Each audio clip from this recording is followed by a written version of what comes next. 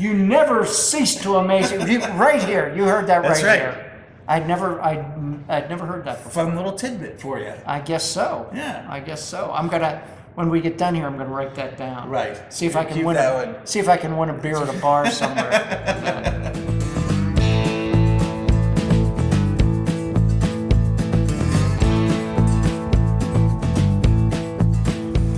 Coming to you live and raring to go from the Beer to Whiskey Studios high atop Barley's Tap Room on Washington Street in downtown Greenville, South Carolina. I'm Russ Heaps and welcome to this episode of Big John and Five. And that's where I get my good buddy here, the beer whisperer around these parts, Big John Richards, to pick a beer from one of Barley's 72 taps or 50 or 60 cans and bottles, and he puts them down, we sniff them, we sip them, we kibitz about them. He shares with us a little bit about the brewery and sometimes even talks about brewing history.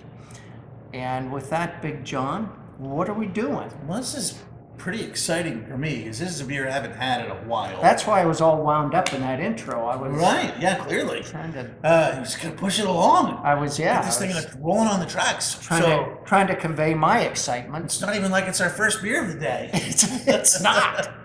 So we're drinking a Doppelbock, the Ayinger Celebrator, which is one of the famous ones, one of the group of famous historically Doppelbocks. It's fun. This is interesting to me because it doesn't quite fit the BJCP style guidelines exactly. Because they say, are they allowed to do that? I think so. Well, they helped kind of invent the style, or helped at least. Okay. But the BJCP style says it has to be between, or it should be between 7 and 10%, and this is 6.7. So we're actually just sitting just a tiny bit under the style guidelines.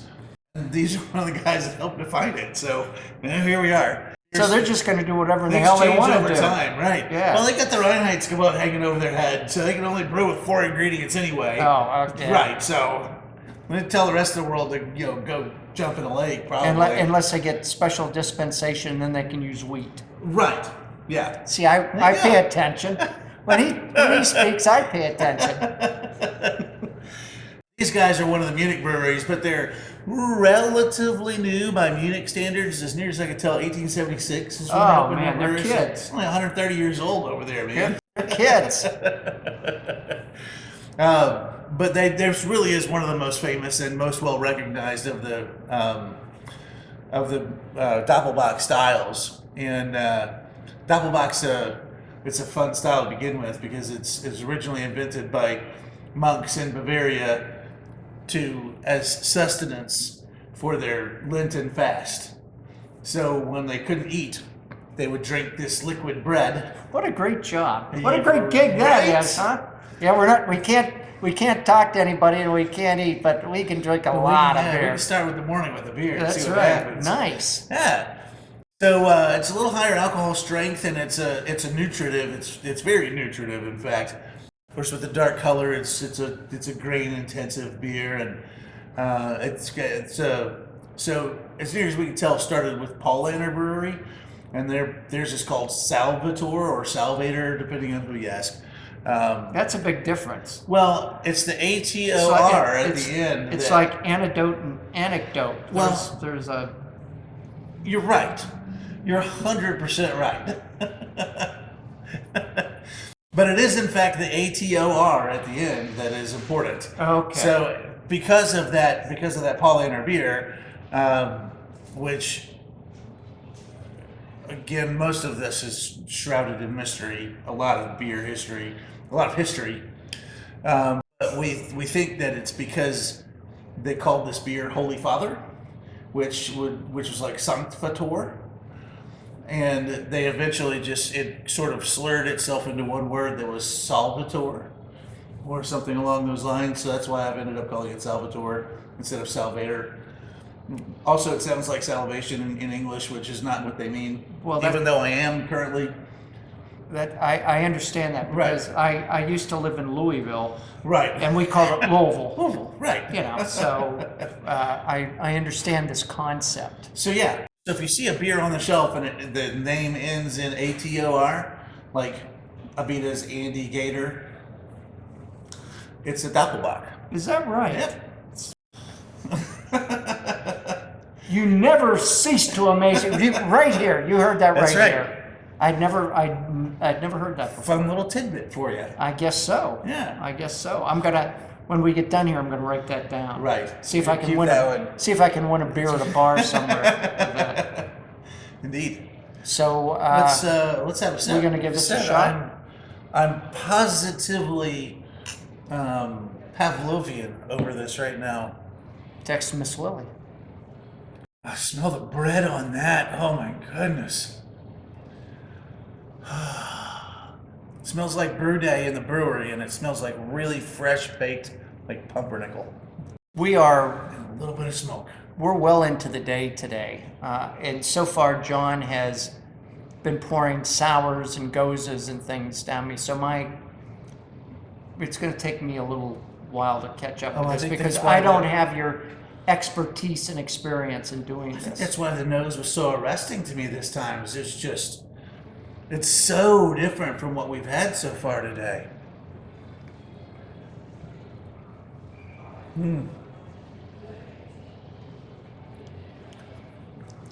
I'm getting chocolate. So you're starting with bread, and then you're getting into the darker the color of the Doppelbock. Typically infers that you're going to get into those darker, more burnt flavors, and it can get into toffee and caramel, and it can even get into chocolate. Usually doesn't get into coffee, although I think this one has a little bit of smoke to it. I'm saying it's kind of giving me a porter-esque kind of. Yeah, the feel, the mouthfeel especially. Also, this is a lager. So you have there's a different presentation of product Right. versus an ale. It's much more clean. It's a lot more refined flavors instead of, with an ale yeast, you're going to get less distinct, wider range of flavors. With a lager yeast and lager beer, you're going to get simpler or a smaller set of more defined flavors. So everything's cleaner, everything's a little bit more accessible, Right. if you will, with a lager than with an ale. And that's true of this too. Even when you start getting into these big lager beers, and you can get into from Doppelbock, there's even Triple Bock, and then there's Ice Bock, where they freeze distill it, and you're getting up into the 13 and 15% alcohol range. Let's do one of those. We should. They're fun. I bet. Yeah, this is neat. It's a great trip down memory lane for me because I have historically really, really liked Doppelbock beer. And there's not a ton of it being made, especially here in the States. You really have to go looking for some German stuff to find good Doppelbock. Right. And of course, here we are. I may have zoned out at some point. It almost never happens. What's the alcohol in this? 6.7. Did we say? We did talk about that under the BJCP Oh, that's guidelines. right. 'Cause We I got devoted lost 30 in seconds to that, and I'm like, holy moly! I'm like my Aunt May. She's where are my feet? It's Who are you people? Where's my horse? Yeah, who's president? I don't know. I like this. Yeah. Ayinger is one of my favorite German breweries, and they're a Munich suburb, or at least a kind of a sub-municipality of Munich proper, and they're not one of the big six that participates on the meadow for Oktoberfest, but they are the only other one that I know of that has a tent on the festival grounds. So you got the big six, and then Ayinger as the biggest of the Munich breweries, or the most especially well known, I think. Right. But these guys, man, their Weiss beer is my favorite wheat beer. Their lager is outstanding. Of course, this is with Celebrator. What are you getting on the back of your tongue on this? Like toffee, maybe a little bit of raisins, and that little touch of smoke.